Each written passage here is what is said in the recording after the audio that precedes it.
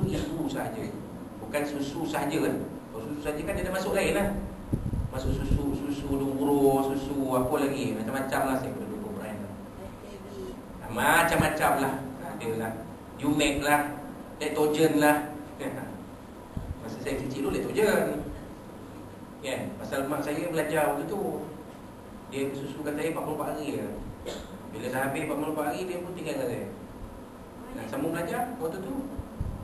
Sebabnya waktu tu universiti saya ibu saya masih lagi belajar di universiti kan.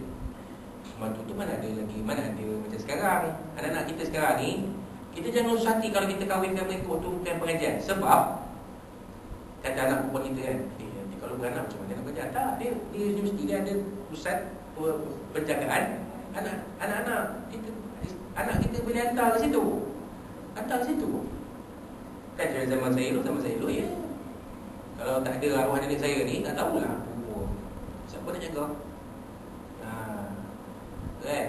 Itu cerita senarionya waktu itu macam tu kan. Ya, jadi kita betulkan tu, kecuali susu ibu sahaja. Cara menyucikan memadai dengan hanya memercikkan air ke atas najis tersebut sehingga rata. Dia percik saja. Buang kesan najis tu, boleh kita percikkan air pakai spray lah. Dan lap, habis, selesai. Yang kedua, najis mutawassithah. Najis mutawassithah atau najis pertengahan ialah selain daripada najis mukhaffafah dan mughalazah seperti darah, nanah, nanah, muntah, dahi, air kencing. Yang tu jelas ya. Wadi, air yang keluar daripada kemaluan orang yang bekerja berat. Tiba-tiba keluar terasa basah. Itu wadi. Bangkai, bangkai pun ada juga. Ya, bangkai melainkan ni kena betulkan, kena ada sikit penambahan. Bangkai melainkan bangkai hidupan laut. Kenapa? Dalilnya jawapan Nabi SAW kepada para sahabat yang bertanya tentang bagaimanakah nak berwudu ketika berada di lautan. Ya, kami bawa air ni cukup untuk minum je, jadi boleh tak kami berwudu dengan air laut? Jadi dia menjawab Nabi SAW, ya, ma'uhu tahurun wal hillu maitatu. Ya, airnya suci dan bangkainya halal. Jadi hidupan laut, semua hidupan laut bangkainya suci, ya, ikan ke, sotong ke, udang ke. Bila dia dah naik ke darat, mati dia. Jadi bangkai dah. Boleh makan tak? Boleh, kan. Itu dia. Wallahu a'lam. Tapi kalau yang lain, kan bangkai ayam ke, bangkai apa ke, lepas tu kerbau kena langgar. Boom, kena langgar kat tepi jalan. Kejar orang cari tu imam, ada kerbau kena langgar. Kena sembelih sekarang kata. Tu imam pula lagi. Bismillahirrahmanirrahim. Lepas sembelih matilah, dah sembelih matilah. Kerbau tu boleh buat makan tak? Boleh, sebab dia sudah disembelih. Syarat dia mesti ada hayatun mustaqirrah dalam kitab sebut. Ya, mesti kalau kita sembelih tu, kalau dia ada lagi, walaupun dia dah tumbang dah tak bergerak, tapi ada lagi hayatun mustaqirrah, mana kita pegang perut dia ada lagi dengar, sembelih cepat-cepat. Kalau dia dah tak bergerak langsung, dah kaku, tu jadi bangkai. Ada lagi nadi. Kita macam piramid dah tunjuk. Filem apa? Filem tunjuk benda tu. Filem apa? Filem Program 9. Awang kayu bakar tumah pun pengsan tu. Oh dia sampai macam apa? Macam apa dia kata? Kata Abdullah Hashim tu. Apa tu? Hashim apa nama dia cakap? Macam kerbau. Kan orang pakai bakar tu tumbang pengsan. Dah mati pun tu dia menampai macam kerbau kata. Itu piramid tunjuk secara tersirat bagaimanakah yang dikatakan hayatun mustaqirrah. Kalau kita tengok piramid ni, nak tengok sedekah Fatihah dulu. Pasal dia tunjuk kat kita banyak benda yang kita tak perasan. Sekarang baru perasan kita pergi mengaji ni. Itu piramid tunjuk bagaimanakah yang dikatakan hayatun mustaqirrah tu macam mana. Memang pengsan tak bergerak, tapi kita rasa perut ada pergerakan, dia hidup lagi. Sembelihlah cepat. Kalau dah kaku tak bergerak apa-apa, dah berkaku pegang perut pun dah tak ada rasa, tak ada apa dah, tu dia pakai lah. Buang je lah. tanam je lah. Dah tak boleh nak sembelih pun dah tak boleh lah, pasal dah jadi bangkai. Kalau dia ada hayatul mustaqirah ada lagi, bergambut tu ada rasa lagi dia punya getaran kan, sembelih cepat.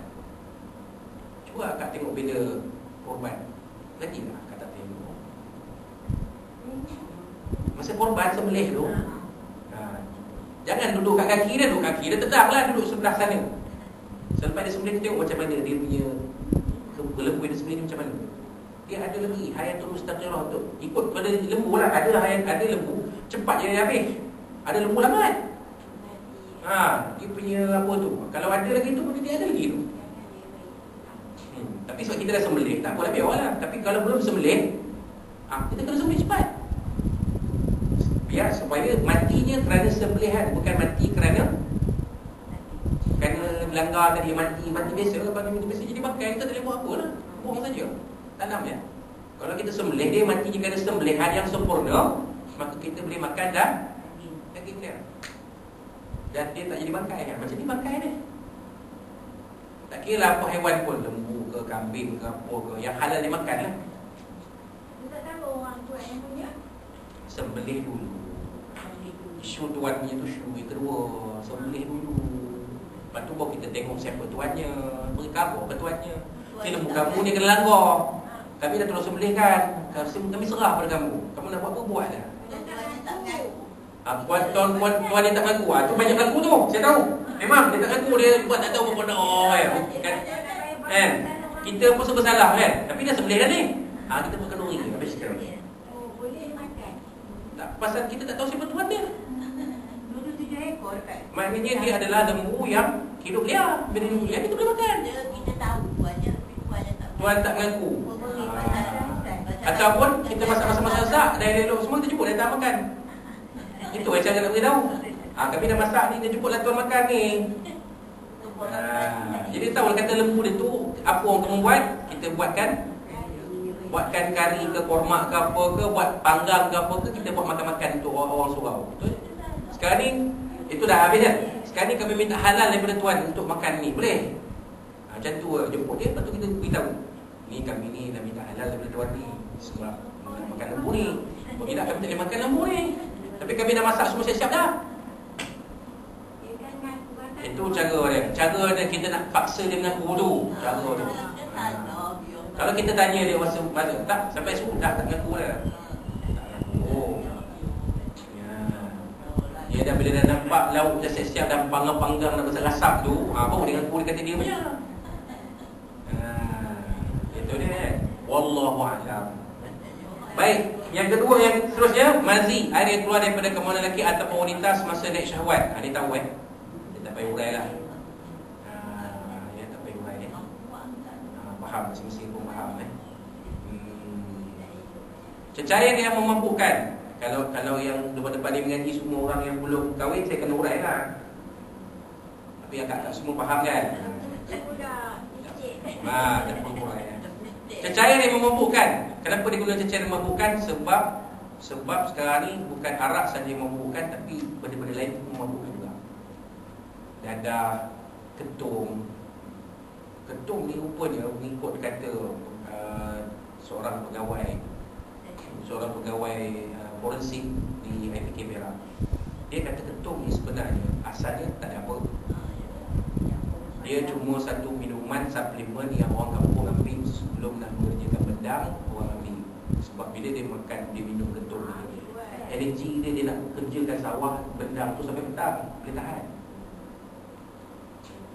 Sebab rupanya dalam ketum ni dia ada kafein. Dia macam kita minum kopi teh juga sama lah, tapi dia punya kafein dia tinggi. Jadi dia akan jadi kuat macam orang lelaki minum Red Bull tu semua tu lah.